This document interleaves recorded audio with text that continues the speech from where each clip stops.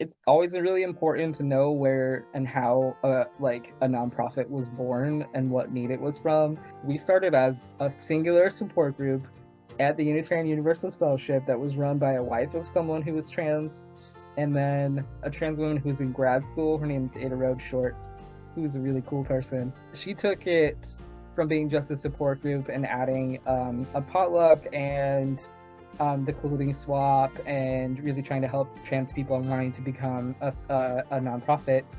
And when Ada needed to move to Portland, she was like, "You are the person that I want to do this." And I was like, "What do you mean, me?" And she was like, "Yeah, make it a nonprofit. You need to lead this." And I was like, "Okay, sure." So I've been working. I mean, I was going to those original support group meetings. They were really important to me because there was not a lot that exists before when I was here, which is part of the reason why I wanted to help our communities. Because like when I got to Corvallis area, like there was a support group that exists at the college for college students, and there was nothing else. And it was really hard to figure out like what healthcare provider do I go to? How do I even start the process to start transition?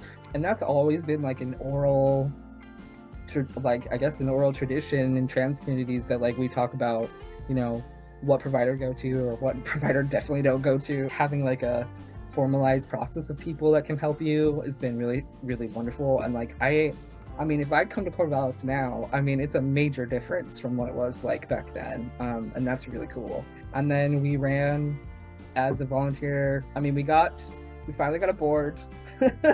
um, my cat was the vice president, non-technically.